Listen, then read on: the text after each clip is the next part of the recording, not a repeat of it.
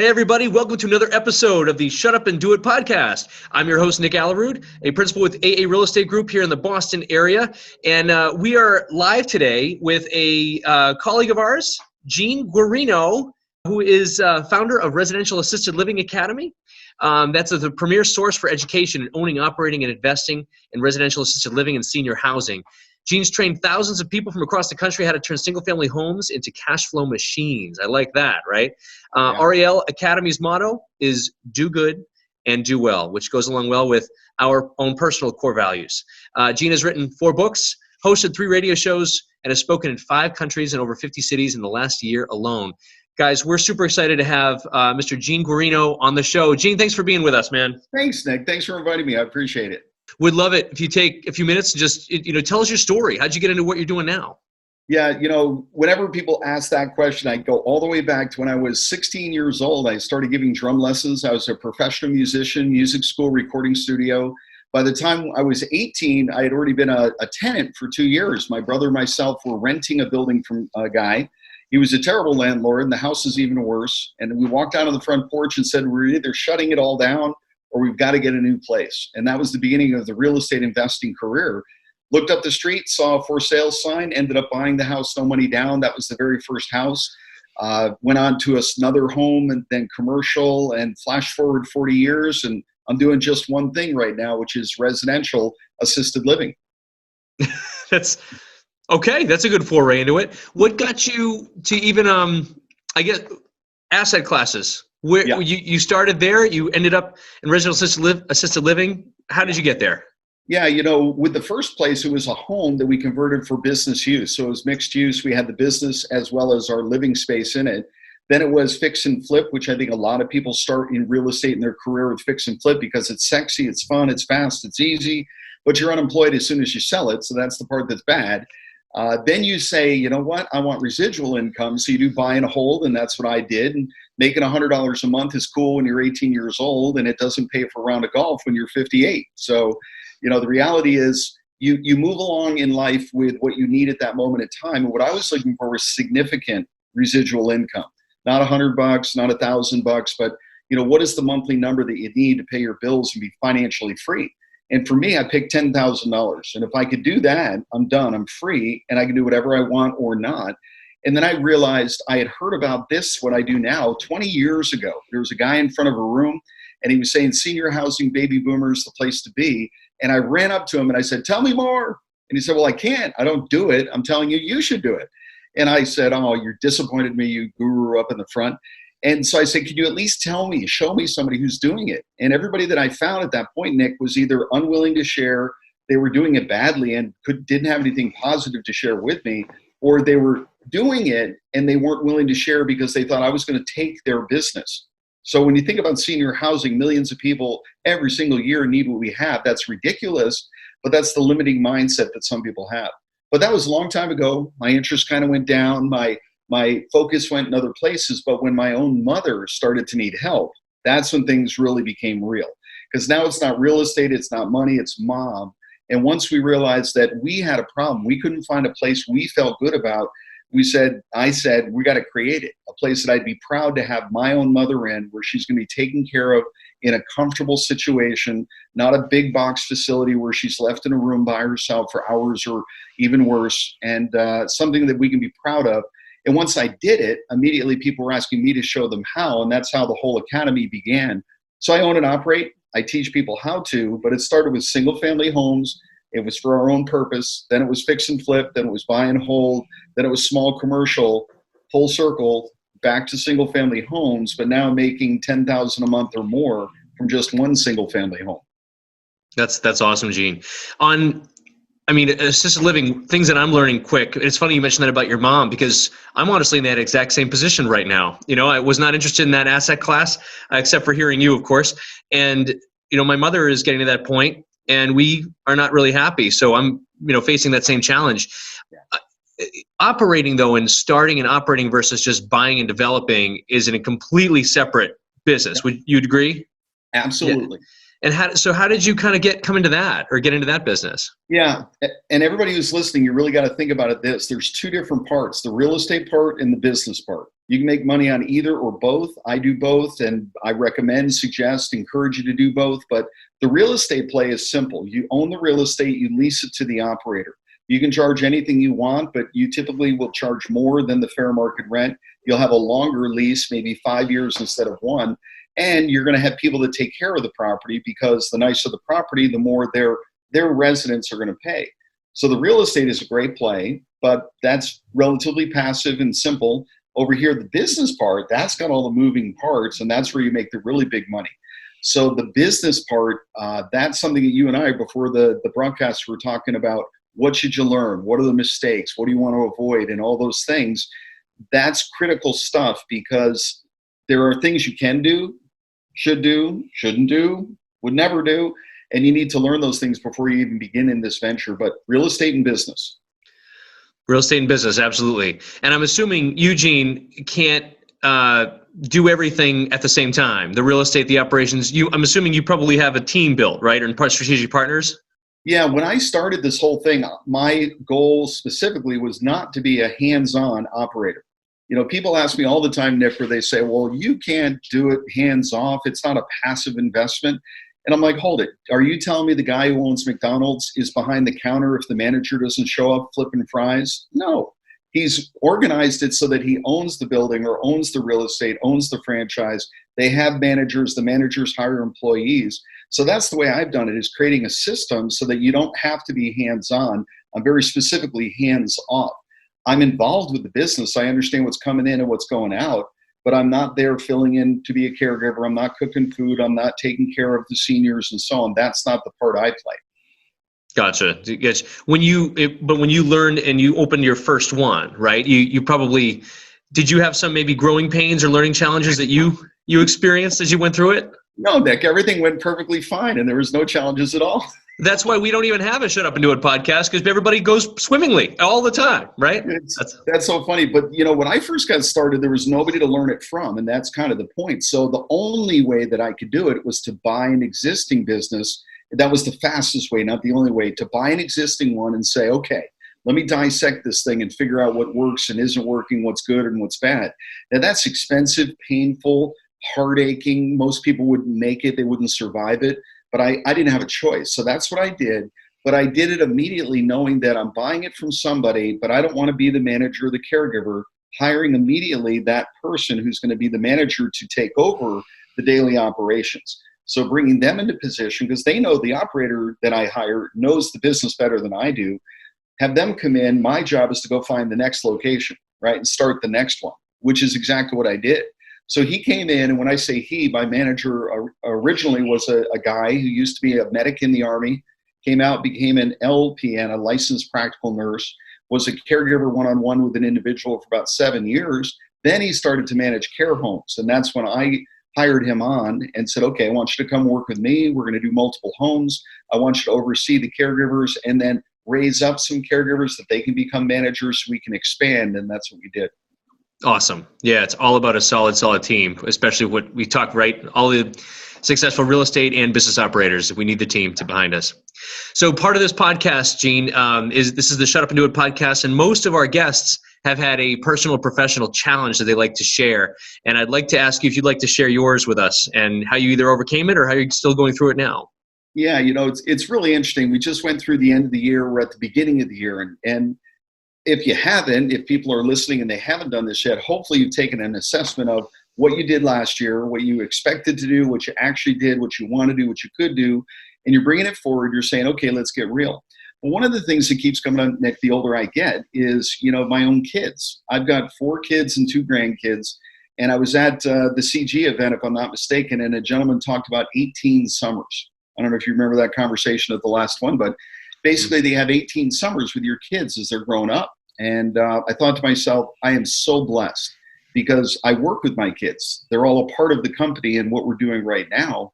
And those 18 summers, you know, my oldest is 30 and my youngest is 22. The 22-year-old's finishing college, but the other 3 and my son-in-law, daughter-in-law, future son-in-law, they all work with me.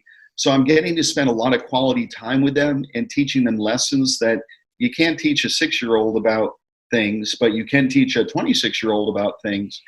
And it's just a really cool point in life. So my challenge is that I think a lot of us, and this was a real theme at that last event, if I'm not mistaken, was a lot of people saying, I'm working really hard. I don't want to neglect the family.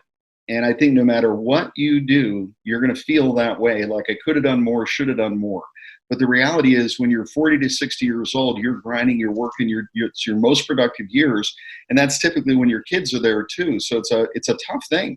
And that song, when I was a kid, some of you remember it, was Cats in the Cradle. And that song itself, if you don't know it, look it up online, put the headphones on and start crying now. It's true, and it's the reality of it all. So I just want to encourage those that are going through something. If you feel like you missed out on your kid's childhood, or you weren't there as much as you wanted to be and so on, you can still do it. Now, there's a part B to this, if you're okay with that, Nick. Absolutely. No, huge share, yeah. Yeah, my kids are going to listen to you more than they listen to me. And your kids are going to listen to me more than they listen to you. And that's just the reality of the facts. So the other big encouragement I have for you is to give yourself the opportunity to put your kids in an environment where they can be positively impacted by some pretty neat, impressive people. So for my son, my oldest son, I have 2 older daughters, and then my oldest son, when he came with me on an event, it was with the real estate guys. It was a cruise, and that's a pretty good come on the cruise with us. So he was there. It was my oldest son, my youngest son, and my wife and I, we were there. But he had a chance to meet Robert Kiyosaki. And so he's talking to Robert Kiyosaki, and Kiyosaki's talking about me. And my son's eyes are lighting up, and he's thinking to himself, what is he talking about my dad for? What's that about? And he realized it's like, Robert's looking at me saying, this guy is the expert in assisted living, and I'm asking him for advice over here.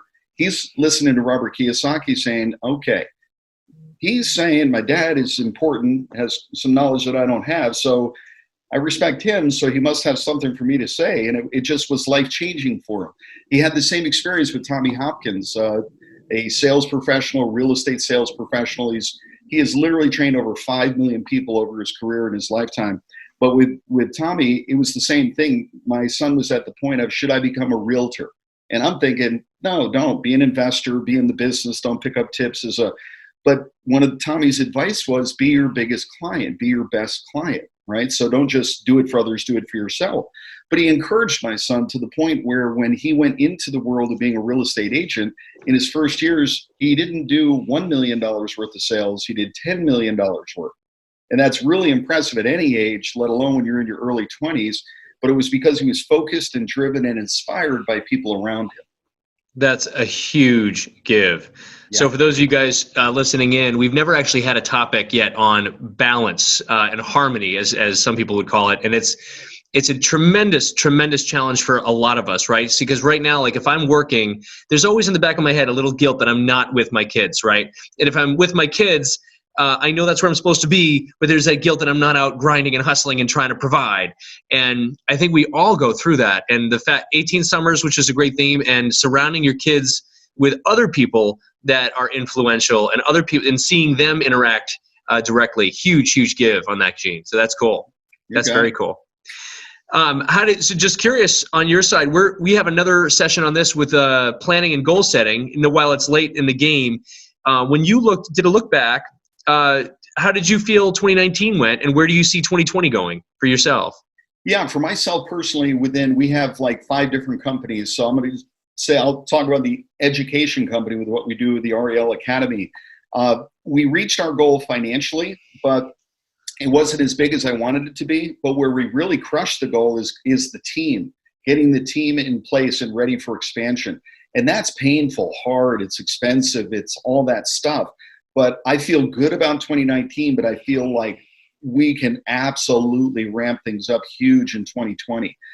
My biggest challenge going forward is trying to keep the blinders on. There's so many things I want to do and so many companies I want to start that you can only do just so much. So capacity. Bright shiny object syndrome will not affect us, Gene. You and I are above that. Exactly. No, I'm the one, but it's also finding the right people to put around you so I can create the idea and hand it off and go run, look at the next one. But there's so much opportunity right now. It's amazing. So you have your education business, right? RAL, and you also own and operate different facilities. Is it all in one specific area, or where is it that you're looking that you buy and So operate? the ones that we own and operate myself are in Arizona. The ones that we invest in, those are around the country. The educational, that is, people come from all over the country, even internationally. They come to Arizona for the training. And then the investing side, we're going to start with that is across the country, but the projects that we're doing will be back in Arizona once again. Gotcha. Very good. As a huge give that you can give our audience, maybe you could share with them like the 3 biggest lessons learned in assisted living, if you don't mind. That would be huge. Or any sort of big tips that you can provide. That would be awesome.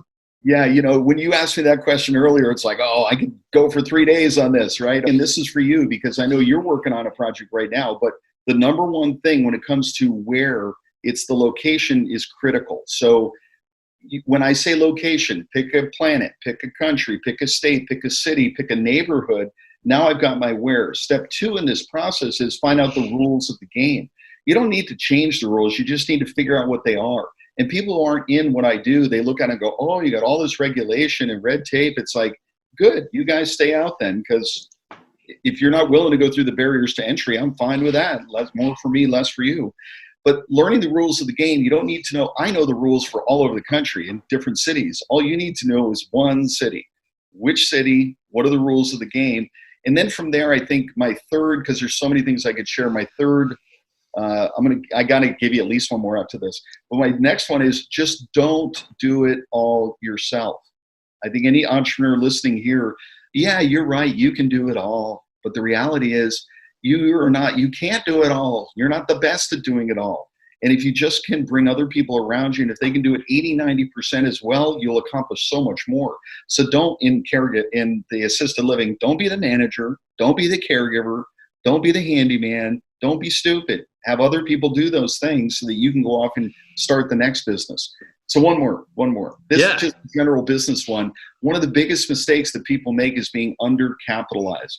I've had dozens of businesses in the last 40 plus years.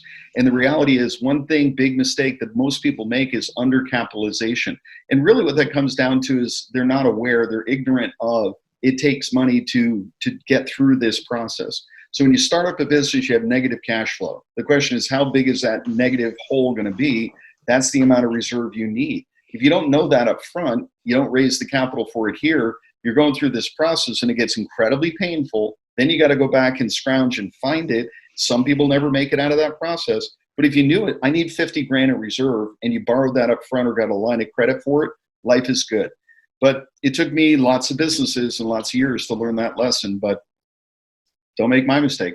That's a good one. On assisted living specifically, I know in multifamily real estate, we look to try to have, when we turn over, let's say like a 24 unit building, we'll have a between 6 month, but more than likely 12 to 14 month, stabilization period, as we call it, where it's certainly negative cash flow and it's not break even yet at the meantime. Is that similar to an AL? Like you want to make sure you have that 12 to 14 month reserve for capital? Oh, not that much reserve or capital, but let me similar. So here's what I mean by that. If it's brand new, you bought the house, you've renovated it, you're licensed, you're open, figure it's going to be 2 new residents a month. So if you're licensed for 10, it's going to be 2, 4, 6, 8, 10. It'll take you 5 months to fill. You should be at break even in what we do at 60 to 70% occupancy. So once you have 6 out of 10 beds full, you should be at break even and profitable. Everything after that is pretty much profit. Bed 7, 8, 9, 10. Bed 10, yeah, you're always going for full, but 90% is where you should base all of your numbers. 90% is kind of full, but you're always trying to be full. So really, you should be making 20 to 30% of the top line coming to your bottom line.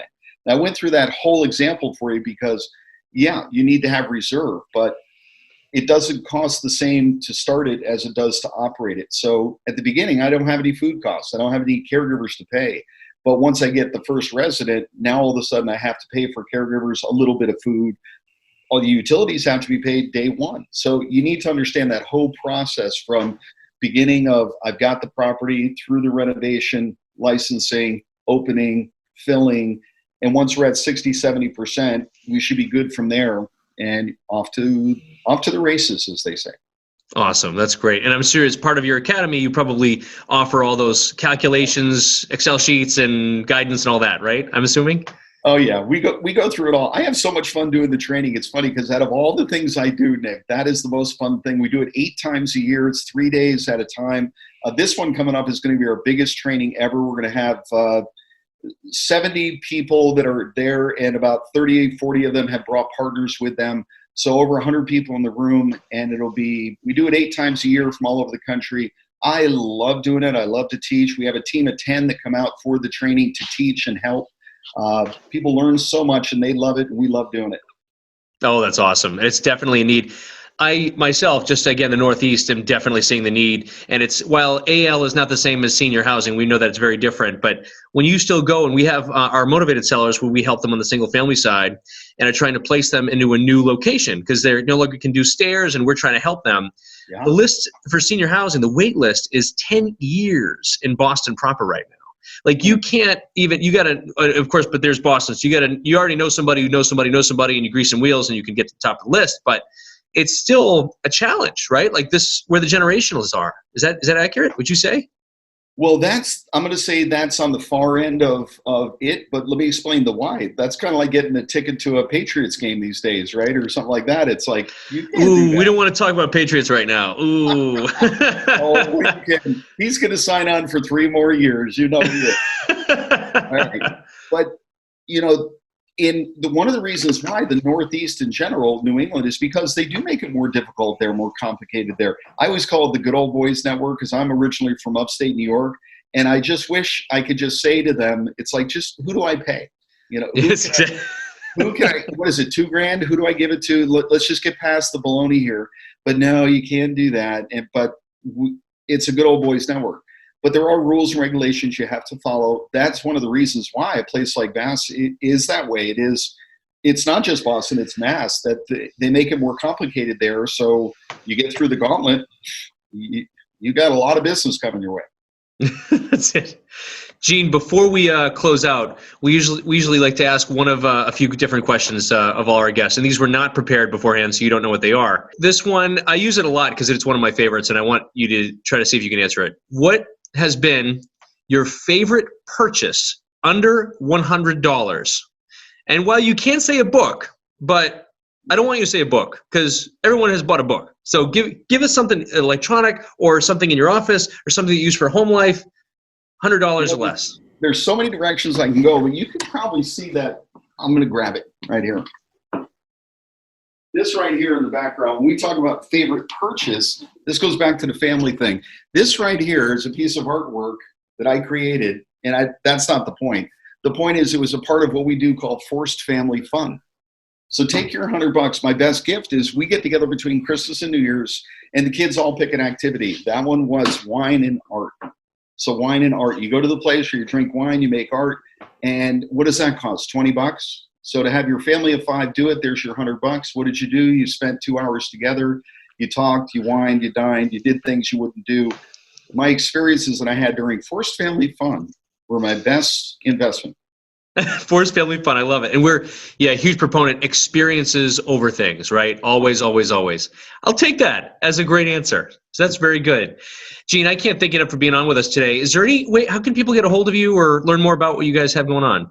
Yeah, I appreciate you very much inviting me on, and I want to give everybody a free book and access to some webinars if they want to learn more about the Residential Assisted Living Academy. So it's a real simple website. Get ready to write it down. I'm sure it's in the show notes if not, but RAL101.com. So RAL, which is Residential Assisted Living 101.com. If you go there, you can download my latest book, which is the Insider's Guide to Investing in Assisted Living. And then you can also get access to some webinars. And if you want to have a conversation, you can sign up for that. And we'll do that as well. That's fantastic. Gene, I can't thank you enough for being on here with us today. I know you're a busy guy, and it's cool to share what you've shared with everybody. You got it. Thank you, Nick. Appreciate it, everybody. Guys, thank you again for listening to another episode of the Shut Up and Do It podcast. We will see you guys on the next episode. Thanks so much. And pause.